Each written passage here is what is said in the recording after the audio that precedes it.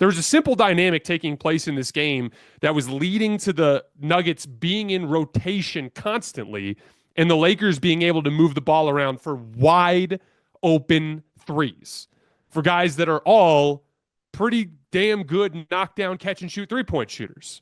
And it was the simple fact that when Luka Doncic would come off of a ball screen, Michael Malone was bringing Nikola Jokic up to the level of the screen. This is the coverage that the Nuggets use most frequently. This is the coverage that the Nuggets are going to use when they get into the playoffs. This is how they defend teams. They force you to skip the ball, and then they plan on their rotations trying to funnel you into shots that they're okay with, right? Well, when you bring Jokic up to the level, when you bring him up onto Luka out 25 feet from the basket, behind that is a 4-on-3. And it really starts with a simple dynamic, which is Jackson Hayes rolling to the rim and Denver having to decide whether they're going to tag him.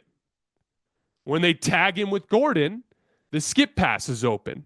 They try to play early in the game where they didn't tag him. Jackson had an easy, uncontested layup, a 7-footer under the basket with nobody within 15 feet of him on any side because they didn't tag him. So then Denver started tagging him with Gordon. Now it's a skip pass every single time. And who's in that corner? It's either Rui Hachimura, who's shooting over 50% on catch and shoot threes this year, or it's LeBron James, who can drive it for a dunk or drive it to make the next play. When they used Rui as a screener on Jokic, when Jokic was on Rui instead of Jackson, he's just popping. The pick and pop is always wide open unless you switch it or you rotate from the weak side. Rui was catching up at the top, wide open 3, or a rotation, moving the ball around. Someone else is getting a wide open shot. Luka Doncic has this. He's one of the very best in the world at this. The Lakers have had guys like LeBron who can do this in the past, but because Luka can do it, it puts LeBron off the ball. And when you're dealing with an offense that has Jackson Hayes who can dunk everything under the basket, and LeBron, Rui, and Austin, who can all be knockdown catch and shoot guys, but can also drive closeouts and make plays, that can also cut along the baseline, that can also, you threw a good rotation, but guess what? Austin's a scorer. He can get buckets. LeBron's a scorer. Buckets. Rui's a scorer. So even when you rotate well, these guys are in advantages. You're asking high-level offensive players to score with a Nugget sprinting at them from like 10, 15 feet away. They tried a bunch of different things in this game. They tried going to a 3-2 zone there in the late third quarter, which was the only thing they actually did in this game that made the Lakers a little bit uncomfortable on offense. And it was because Jared Vanderbilt was in the game. And the 3-2 kind of forces Vando to do a lot of high-level skill stuff in the middle of the floor, which is not his game. And they were able to get a couple of stops there. But even then, they just took him out. Then they started screening the top man. They got a couple buckets against the 3-2 to start the fourth quarter. Then in the fourth quarter, they tried switching with Jokic, but that doesn't work. So they ended up having to double to help Jokic. They ended up just passing out of that and getting wide open threes. The Lakers are built for every single coverage they could possibly face.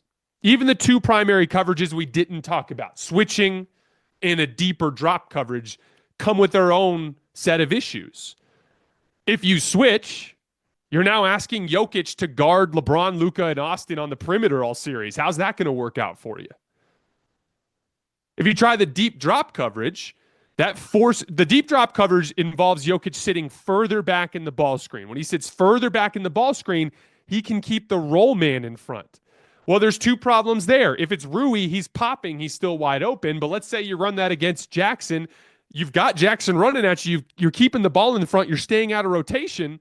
But I'd argue Austin Reeves, LeBron James, and Luka Doncic is one of the best personnel groupings you'll find in the league for attacking a drop coverage. You want to let LeBron come screaming downhill against Jokic, backpedaling towards the rim? Rim protection's not his strength. You want to let Luka methodically work downhill? What does he do every single time? He just drops that shoulder, bumps you off, and hits that little bank shot from 5 feet. Austin Reeves is like a magician in the middle of the floor, hitting little 10, 15-footers, drawing fouls, doing all of the scoring stuff that he can do there in the middle of the floor. Like, there's a lot of like overthinking it that I've seen in terms of the way the Lakers have been covered. And look, I don't leave this game tonight thinking they're busting. I don't leave this game tonight thinking they might be that, but we need to see a lot more basketball. But there's a simple, basic reality with this roster now that people need to acknowledge, and that's that LeBron, Luka, and Austin are as good a set of shot creators as you find in the league. They lean into Luka on the ball, which we're going to get to when he's on the floor, but LeBron and Austin are so great playing off the ball. And then they've got all these guys that are play finishers. Dorian Finney-Smith, he's the 40% catch and shoot guy. Rui Hachimura, he's a 50% catch and shoot guy and a great baseline cutter and a guy that's got some high-level scoring moves. Jackson Hayes can finish everything around the rim. Even the guys like Gabe Vincent that you would look at as a somewhat average shooter, he's been shooting the ball pretty well. There's not really an answer there. I don't need to see much more to know that the Lakers are going to score. I want to start on defense for Denver because there's going to have to be something they do. Bringing Jokic up to the level I don't think is going to work. I don't think they're going to be able to stop the Lakers from getting wide open threes if they do that. They were very fortunate in the first half that Gabe, DFS, and Rui were 2 for 11 from 3, and all 11 of them were wide open. And eventually they stuck with that coverage. And in the second half, they started going in and it caused problems. So the two potential routes that we talked about earlier are switching or a deeper drop coverage. I don't think switching would work. I think asking Nikola Jokic to guard on the perimeter against LeBron, Austin, and Luka all night long would be a terrible mistake. So that really leaves it to a deeper drop. And I tweeted this at halftime. I actually think it's possible that Mike Malone is going to hold this for a potential playoff matchup to try to kind of mix things up. What's the difference between a deeper drop and an at-the-level coverage? In an at-the-level coverage, when you bring Jokic up to the level, meaning as the ball handler is coming off the screen, Jokic is waiting there.